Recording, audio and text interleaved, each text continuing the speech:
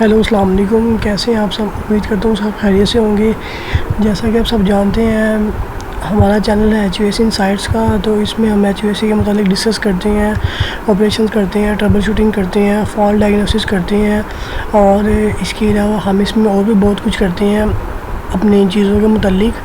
तो जैसा कि आजकल हम वीडियो बना रहे हैं HUAC के मुतालिक, आपको समझ भी आती है और इसमें आपको कुछ समझ भी आती है। बहुत सारे आप क्वेश्चन सवालात वगैरह भी करते हैं। उम्मीद करता हूँ कि आपको मेरी वीडियो की समझ आती होगी। उन लोगों के लिए माज़रत जो मुझसे क्वेश्चन करते हैं लेकिन मैं उनको जवाब नहीं दे सकता या दे नहीं पाता, तो उसके लिए माज़रत है। उम्मीद कोशिश करूँगा कि आप लोगों के सवालात के जवाब दे सकूँ। तो जैसा कि आप सब जानते हैं कि जो कि हमारा चैनल ही HUAC का है, तो इसमें हम HUAC के मतलब बात करते हैं, डिस्कस करते हैं, आप लोगों को बहुत सारी चीज़ों के बारे में बताते हैं। तो आजकल जो हमने अपना टॉपिक स्टार्ट किया हुआ है वो है इंडोर यूनिट्स के एरर कोड्स हैं, जो कि डाइकन का यूनिट है, जो कि कमर्शियल है। तो इसके बारे में हम डिस्कस करते हैं कि जो भी आपके इंडोर में कोई मसला आता है, कोई एरर आता है, कोई फॉल्ट आता है, तो आप उसे किस तरह चेक कर सकते हैं, किस तरह डायग्नोस कर सकते हैं, किस तरह उसकी ट्रबल शूटिंग वगैरह कर सकते हैं, किस तरह अपने सिस्टम को रन कर सकते हैं। तो अभी हम चलते हैं अपनी वीडियो की तरफ। जैसा कि आप सब देखते हुए हैं कि डाइकन के जो VRV हैं उनके बारे में हम डिस्कस करते हैं। डाइकन इंडोर यूनिट केसेट मैं भी आपको दिखाता हूँ। ये देखिए, ये है एक केसेट जो कि डाइकन की कमर्शियल सिस्टम में इस्तेमाल की जाती है। ये दो तरह की आती हैं, 2 वे या 4 वे। इसके जो फ्लैपर हैं ये वाले, या तो ये फ्लैपर है तो या तो ये फ्लैपर है। ऐसे आमने सामने फ्लैपर आते हैं, या ऐसे या ऐसे, राइट या लेफ़्ट, दोनों साइडों पे, क्रॉस में नहीं आते हैं फ्लैपर। तो ये इसकी डिमांड क्लाइंट पर होती है, क्लाइंट ने किस तरह की केसेट डिमांड करनी है, 2 वे या 4 वे। तो बेसिकली जहाँ पे जगह वगैरह उनको साइडों पे नहीं चाहिए हो तो वहाँ पे 2 वे भी कर लेते हैं, और जहाँ पे नॉर्मली ज़्यादातर 4 वे इस्तेमाल की जाती है। और इसके अलावा जो हमारा है सिस्टम, ये भी आपको दिखाते चलते हैं जी। तो अभी हम डिस्कस करते हैं, अभी हम लास्ट वीडियो में अपने एरर कोड डिस्कस किए थे, काफ़ी हद तक हम अपने एरर कोड जो है डिस्कस कर चुके थे।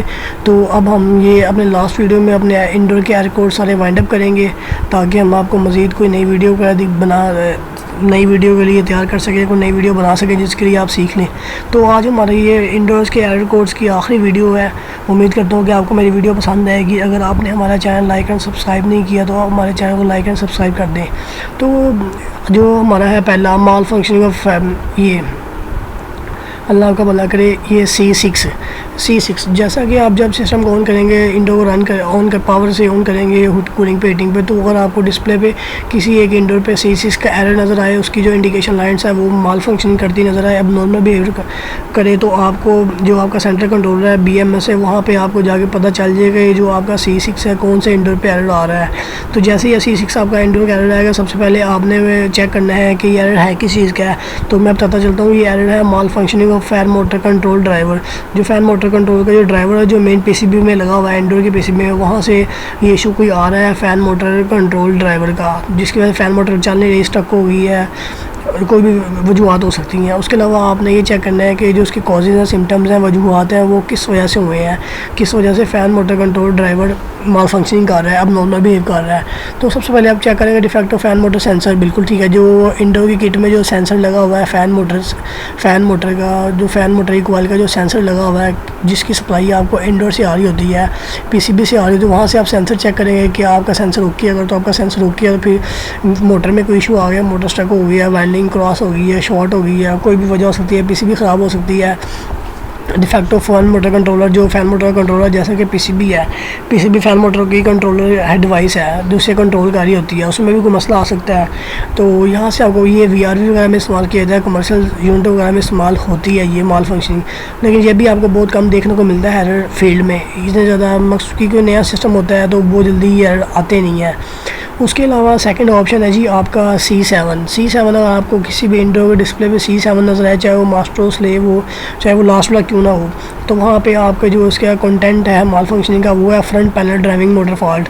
जो उसकी मोटर है ड्राइविंग मोटर कि वो फॉल्टी है, फ्रंट पैनल की जो मोटर है वो फॉल्टी है। ये भी आपको नॉर्मल सिंपल यूनिटों में नज़र आता है। Defect of front panel motor driving, defects of limit switch, ठीक है, इसकी वैल्यू एक्सीड हो गई जिसकी वजह से मसला हो गया। उसके अलावा है आपका C9 माल फंक्शनिंग। ये बहुत एक अहम एरर है C9। ये बहुत ज़्यादा आता फील्ड में आता भी है, जिसकी वजह से आपको काफ़ी मुश्किलात भी पैदा होती हैं। मेरे साथ भी काफ़ी बार ये एरर आ चुका है। पहले तो मुझे नहीं पता था, लेकिन अब मुझे पता चल चुका हुआ है, तो इसलिए अब मुझे इतना मसला नहीं होता है। C7 आपको किसी भी विंडो के डिस्प्ले में दिखाई देगा तो आप फ़ौरन से आपको पता चल जाना चाहिए कि जो आपका सक्शन एरिया का टेम्परेचर सेंसर है ना, जो कि आपका सक्शन एरिया का टेम्परेचर सेंसर है, जो कि आपकी कॉइल के साथ लगा हुआ है, उसके साथ लगा हुआ है, फ़िल्टर के बिल्कुल साथ ही लगा होता है, जो आपका एयर फिल्टर है उसके साथ ही लगा होता है, तो ये माल फंक्शनिंग करता है, जिसकी वजह से आपके इंडिकेशन लाइट्स अब नॉर्मल बिहेव करती हैं। सिस्टम आपका चलता नहीं है, सिस्टम बंद पड़ा होता है। तो सबसे पहले आप चेक करेंगे कि जो आपका सेंसर है, इंडोर का जो सेंसर है, कॉइल सेंसर है, सक्शन एयर सेंसर है, जो एयर सेंसर है, क्या उसकी वैल्यू ठीक आ रही है, 10K 15K 20K जितनी भी वैल्यू हो। आप मीटर से मीटर लगा के चेक करेंगे, रेजिस्टेंस पे रख के उसकी वैल्यू चेक करेंगे। ओके, उसके बाद जो उसकी कॉजेज़ है, इंडिकेशंस है, सिम्टम्स है, defect of connector contact, defect of thermistor of suction air, बिल्कुल ऐसी इसकी भी वायर वगैरह ब्रोकी होती है, सेंसर ख़राब हो जाता है, कोई कॉन्टैक्ट वगैरह जो उसके पॉइंट्स होते हैं वो डैमेज हो जाते हैं, जिसकी वजह से वो सही तरह काम नहीं करते हैं। तो फिर आप ये पैकेज टाइप में भी इस्तेमाल होता है, VRV में भी इस्तेमाल होता है, छोटे यूनिटों में भी इस्तेमाल होता है, बड़े यूनिटों में भी इस्तेमाल होता है। उसके अलावा जो है आपका CA एरर, जो भी CA एरर है, नेक्स्ट एरर है, जो कि आपको किसी भी इंडोर के डिस्प्ले में मिलेगा, या आपको आउटडोर इंडोर दोनों के डिस्प्ले में मिलेगा, डाइकन में स्पेशली। तो सेंट्रल कंट्रोलर में भी आपको मिल जाएगा, वहाँ से आपको पता चल जाएगा ये एरर किस चीज़ का है। तो फिर ये एरर आपको उसी में पता चल जाना चाहिए यार किस चीज़ का, माल फंक्शनिंग ऑफ डिस्चार्ज है। ये भी एक एरर बहुत ही ख़ास एरर है, ये वाला डिस्चार्ज एरर वाला, ये भी बहुत ज़्यादा फील्ड में आता है। सक्शन और डिस्चार्ज, बेसिकली जो सेंसर टेम्परेचर सेंसर है, इनके इश्यूज़ आते रहते हैं, इनकी वैल्यू अप एंड डाउन होती रहती है due to temperature, ambient temperature की वजह से। कुछ सिस्टम चल के रनिंग में आके इनकी वैल्यू में भी थोड़ा सा 19-20 आ जाते हैं, फ़र्क आ जाता है, अप एंड डाउन आ जाती है, जिसकी वजह से सिस्टम मसला करना शुरू होता है। तो इसके बहुत सारे हल हैं इसको चेक करने के। आप मीटर लें, मीटर से सारे सेंसर का वैल्यू चेक करें। अगर आपने किसी सेंसर को डायरेक्ट बाईपास करना है तो आप वहाँ पर रेजिस्टेंस का इस्तेमाल कर लें, लेकिन रेजिस्टेंस आपने वही इस्तेमाल करनी है जिस वैल्यू का सेंसर होगा। फ़र्स्ट ऑफ़ ऑल तो आपने सेंसर की वैल्यू चेक करनी है, क्या जो सेंसर की वैल्यू है वो सेंसर की अगर वैल्यू राइट एग्जैक्ट आ रही है तो फिर तो बेहतरीन है, अगर उसकी वैल्यू राइट आ रही है तो फिर तो आप जैक दोबारा उतार के सफाई करके दोबारा लगाए तो मे भी आपका मसला हल हो जाएगा। इन केस अगर आपका मसला हल नहीं होता तो आप वहाँ पे उसी वैल्यू को रजिस्टर लगा के चेक कर दें, बाईपास कर दें, तो तब भी आपका मसला हल हो जाएगा। लेकिन बेहतर ये है कि आप सेंसर की बजाय सेंसर ही रिप्लेस करें तो ज़्यादा बेहतर है।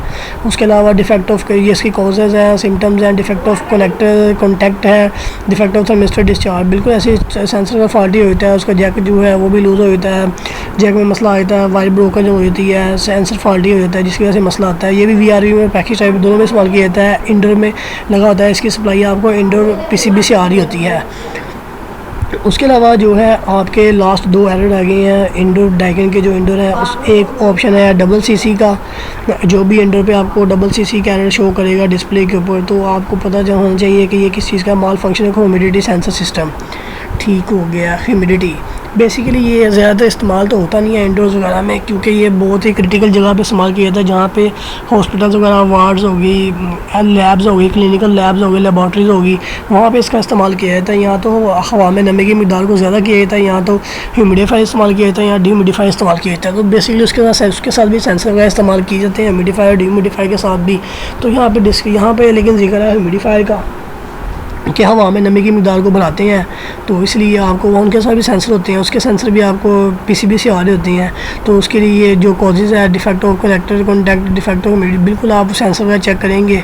अगर सेंसर की वैल्यू ठीक है तो फिर आपके कोई ह्यूमिडिफायर में मसला हो गया, वायर में मसला आ गया, कार्ड में कोई मसला आ गया, आप इसी तरह फॉल्ट को डायग्नोज कर सकते हैं। उसके अलावा जो है आपका ये जो लास्ट वाला है CJ माल फंक्शन थर्मोस्टेट, ये भी इतना ज़्यादा तो एरर इस्तेमाल नहीं होता है, ना ही इतना ज़्यादा कभी आता है फील्ड के अंदर, बट ये भी एक पार्ट का हिस्सा है, सिस्टम का हिस्सा है, एरर का हिस्सा है, तो इसलिए भी पढ़ना इससे ज़रूरी है। CJ, अगर आपको किसी जगह पे CJ का एरर नज़र आता है, किसी भी इंडोर पे, किसी भी सेंटर कंट्रोलर पे, तो इसका अब नॉर्मल बिहेवियर वही है जैसे इंडिकेशन लाइट्स अब नॉर्मल बिहेव करती हैं, माल फंक्शनिंग करती हैं। तो इसका जो है माल फंक्शनिंग कंटेंट वो है malfunctioning of thermostat sensor in remote remote controller. बिल्कुल लेकिन रिमोट कंट्रोलर का इतना जल्दी इशू आता नहीं है, तब भी इशू आता है जब कभी रिमोट वगैरह टूट जाए या रिमोट ब्रेक हो जाए, रिमोट में पानी चला जाए, देन आपको रिमोट का इशू आता है। वो भी चलाने में मसला आता है कि रिमोट सही तरह चल नहीं रहा, डिस्प्ले नज़र नहीं आ रहा है रिमोट का। लेकिन उसके लिए आप BMS इस्तेमाल कर लेते हैं या सेंट्रल कंट्रोल इस्तेमाल कर लेते हैं, तो वहाँ से आप इसे ईज़िली ऑपरेट कर सकते हैं और ये वहाँ से ईज़िली ऑपरेट हो भी जाता है। लेकिन ये भी एरर आपको बहुत कम देखने को मिलेगा, फील्ड में भी आपको मिल जाए, बट मुझे तो नहीं मिला। Defect of remote controller thermistor malfunctioning due to noise defect of remote controller PCB। बिल्कुल ऐसे ही इसका एरर भी जो आपको है इसकी इंडोर की PCB से जाता है, सप्लाई जाती है, कमांड जाती है, तो इसका भी आपको इंडोर की PCB से ही सब कुछ आप देख सकते हैं, वेरीफाई कर सकती हैं। तो आपके लिए ज़्यादा इजी है कि आप इंडोर की PCB वगैरह चेक कर लें, माल फंक्शनिंग वगैरह चेक कर लें, सप्लाई वगैरह चेक कर लें, इन आउट चेक कर लें। फिर भी अगर आपका मसला हल ना हो तो आप मेरी वीडियो के डिस्क्रिप्शन में नीचे मुझसे क्वेश्चन कर सकते हैं।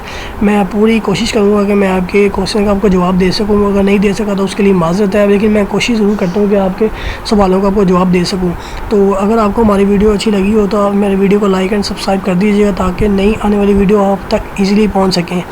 तो अपना बहुत सारा ख्याल रखिएगा। जो हमारा जो टॉपिक चल रहे थे डाइकन के इंडोर के एरर कोड्स के, आज वो यहाँ पे ख़त्म हो गए हैं। बस अब हम नेक्स्ट वीडियो में आपके साथ और एरर कोड के साथ हाजिर होंगे। अपना बहुत सारा ख्याल रखिएगा। तब तक के लिए हमें दें इजाज़त। अल्लाह हाफिज़।